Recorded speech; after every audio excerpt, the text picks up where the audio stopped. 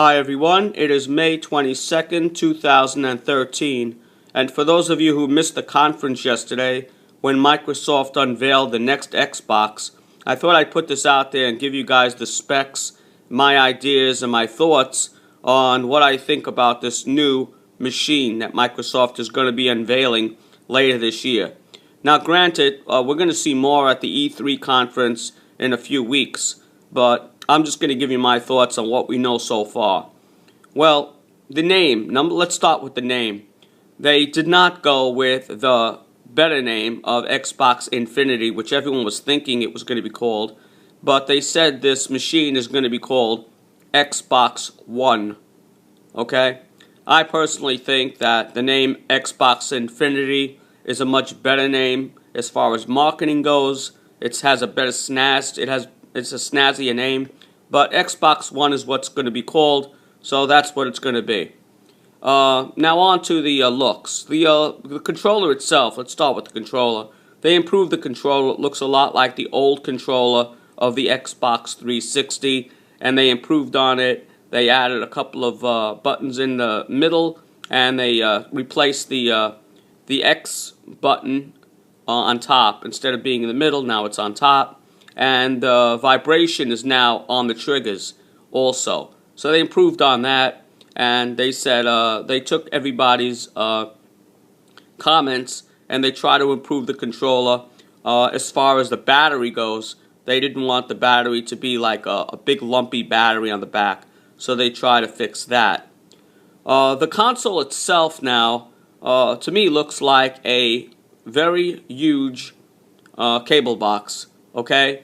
It's very boxy, unlike the Xbox 360 that has a little bit of personality to it and everything. This looks very plain to me. This just looks like something from the 1980s or something, like an old VCR or something. I don't know. That's just my take on it. It doesn't have anything exciting as far as the looks go.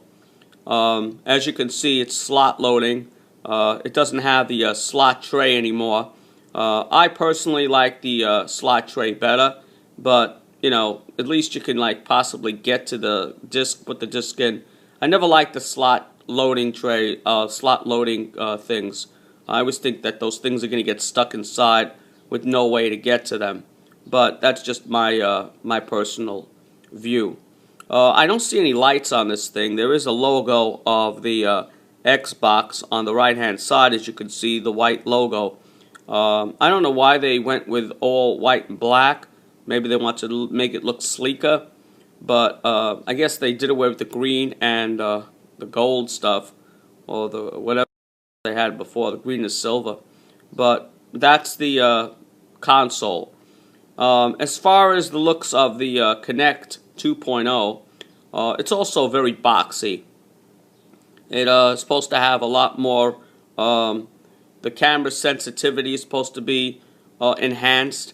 It'll be able to pick up a lot more movement of your fingers and body movements, and it will be included with the new machine.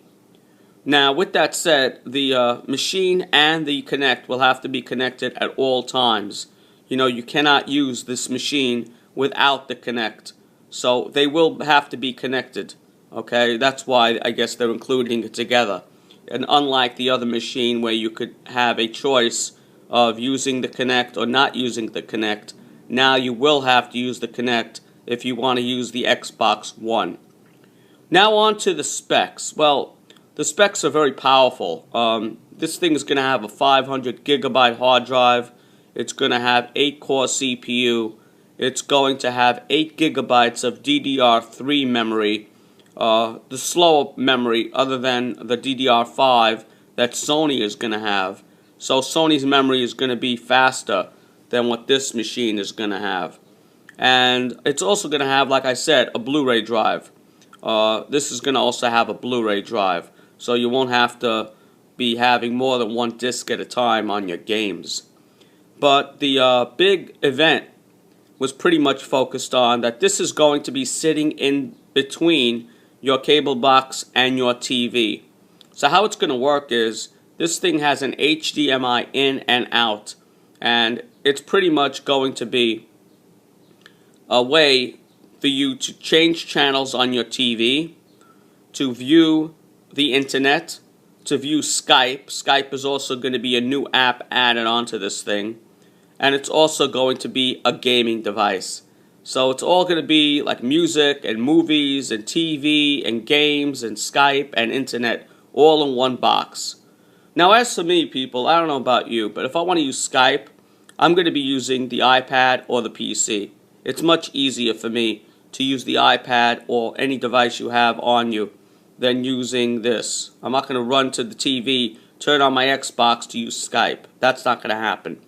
As far as TV goes, a lot of people don't watch TV anymore. I recently just lowered a whole bunch of channels on my own TV, and I don't watch that much TV. But this will be all voice controlled. So you'll go Xbox on, your Xbox will turn on. You'll go TV on, your TV will turn on. And so on and so forth. So I don't really think that they focused more on the entertainment area, which I feared, than the gaming area, in my opinion. They're trying to turn this into a cable box / entertainment device more than a gaming system. And I think that's the wrong way to go, in my opinion. I think they're going to lose a lot of gamers. A lot of people aren't going to want to buy this thing, including myself. I have no need for this machine. I could very well use my Xbox 360 for another few years. I have a lot of games I haven't even finished yet. But if they want to go this way, all well and good. You know what I say? People, vote with your wallets. If you don't like this thing, don't buy it, and Microsoft will get the message. As far as backwards compatibility goes, no, it will not be able to play Xbox 360 games. And as far as used game goes, well, that's still up in the air. But from rumors I'm hearing, they're saying that the H game is going to have to be installed on this device. And the way it's going to work is, if you want a used game on another device, you're going to have to pay a fee. And that's just a rumor flowing around that I heard from Kotaku that they said, and a whole bunch of other people are saying the same thing. But we have to wait and see at the E3 conference. I don't want to spread any rumors or anything, but I do know that I will not be buying this next Xbox One device. Post your comments, let me know your thoughts.